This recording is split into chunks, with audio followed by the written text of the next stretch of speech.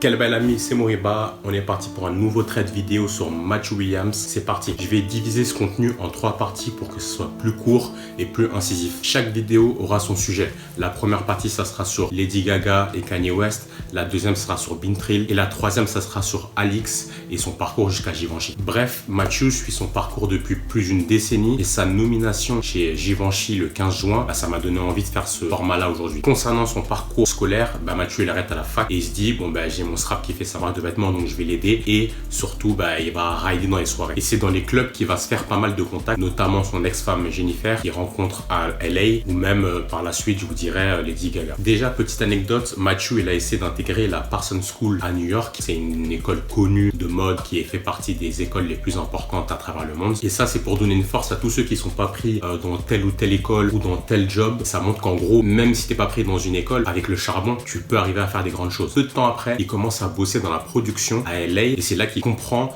le fonctionnement d'une marque, comment on fait des patronages, comment on monte une marque en fait. Il découvre par la suite la création de costumes, notamment grâce à des stylistes qui jobent dans ça et qui lui proposent de travailler avec lui. Et c'est là que sa carrière commence réellement à décoller. En 2007, il rencontre le styliste de Kanye West. Il lui propose de designer un costume de scène avec le DA de l'époque de Kanye, Willow Perron. Ils créent donc ensemble la veste incrustée de LED que Kanye porte au Grammy Award de 2008. C'était vraiment l'époque Graduation, Stronger, Shutter Shade. Vous voyez cette époque-là, quand Kanye il était dans ce délire-là, c'était barre. À partir de là, Kanye devient un de ses profs avec Nick Knight. C'est un photographe assez connu dans le milieu. En fait, ce que j'aime bien avec Matthew, c'est qu'il n'hésite pas à donner les crédits aux gens qui l'ont aidé et qui ont été des mentors pour lui. Matthew continuera à bosser dans l'agence de Kanye Donda un peu plus tard.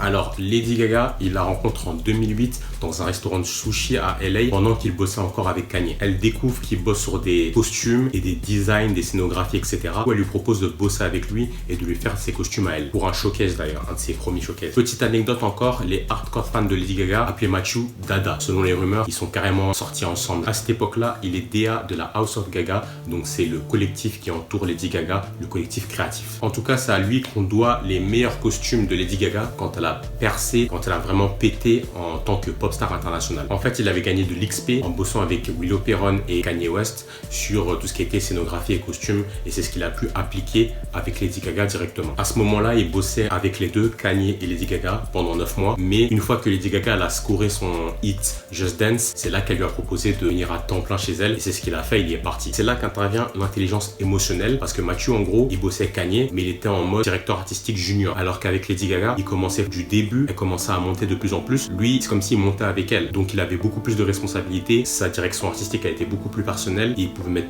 beaucoup plus sa patte et avoir beaucoup plus d'influence. Et du coup, Gaga lui a ouvert beaucoup de portes. Le fait de travailler avec des fabricants européens, des designers européens, avoir une autre vision et rencontrer plein de monde. Grâce à elle, je crois qu'il rencontre Nick Knight. C'est là qu'il commence à développer le délire luxe féminin un peu haute couture, avec tout ce côté artistique et théâtral que Lady Gaga elle avait dans ses robes. À ce moment-là, il se sentait parmi la communauté des gens de la mode. Ça lui a permis de rencontrer plein de personnalités de la mode à l'international. Les plus grands photographes, les plus grands créatifs. Encore une fois, le réseau c'est méga important. Vraiment, le réseau que tu te construis au fur et à mesure de ta carrière, c'est trop important. C'est ça qui permet de débloquer tes cases et même aller plus vite parfois. Alors Matthew, il soulève un autre point important, c'est qu'à cette époque-là, au début des années 2010, la différence entre le divertissement et la mode, elle était très marquée. C'est très difficile d'avoir des artistes populaires, avoir des belles marques, etc. Sauf le top tier, genre Madonna qui avait du Chanel, etc. C'est pour ça qu'ils ont créé leur propre costume, parce que les marques en fait, elles leur donnaient pas leurs meilleures pièces. Lui et Lady Gaga et l'équipe créative ont créé les concepts de ces robes les plus folles, la robe viande, le soutif en feu. Je vais vous en parler un peu plus précisément dans la suite.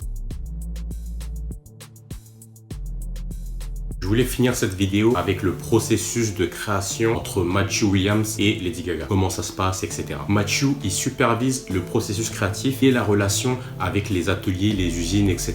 pour pouvoir créer les vêtements en vrai, quoi. En gros, Lady Gaga, elle l'appelle, elle lui envoie ses idées, son concept, la picture générale, comment elle voit le truc. Elle va faire référence à des peintures, à d'autres inspirations, des films, ce genre de choses-là. Et ensuite, Matthew, il réfléchit dessus et il propose des idées. Et derrière, c'est un ping-pong. Ça s'envoie les idées, bam, aller-retour, nanana, ça j'aime bien, ça j'aime pas, ça je veux plutôt ça comme ça, pour arriver au résultat final que Lady Gaga elle kiffe. Et à la fin, lui il trouve un moyen de réaliser tout ça. Un exemple concret, c'est la robe qui saigne, Bleeding Dress. C'est une inspiration d'elle venant d'une peinture de Frida Kahlo de 1937. Et ensuite, Mathieu, il a matérialisé ça en une vraie robe réelle avec son interprétation, on va dire, personnelle. Pour la Living Dress, Mathieu, il s'est inspiré clairement d'Hussein Chalayan qui fait des robes avec une méthode qui s'appelle le morphing, c'est-à-dire des robes qui bougent. C'est assez impressionnant, c'est un des trucs les plus impressionnants de l'histoire de la mode quasiment, je trouve, en termes de technologie. La robe viande, par exemple, c'est Mathieu qui se baladait à Beaubourg et qui avait vu une exposition, un truc genre en mode réel, où il a vu une robe dans ce délire-là. Il l'a pris en photo et l'a envoyé Lady Gaga. Ils ont kiffé et eux, ils ont fait leur version en haut. Après la House of Gaga, Mathieu assiste Nick Knight, le photographe, pendant un été et derrière, il intègre l'agence Donda de Kanye West. Il travaille au sein de cette agence avec des noms ultra connus de l'industrie aujourd'hui. Virgil Abloh, Aaron Preston, Justin Saunders, tous ces gens-là avec qui il lance Bintrilli. Donc ça, on va le voir dans la prochaine vidéo. Voilà, cette vidéo sur Mathieu Williams en mode directeur artistique de Kanye puis de Lady Gaga est terminée. Si vous avez kiffé, n'hésitez pas à liker, partager, commenter surtout,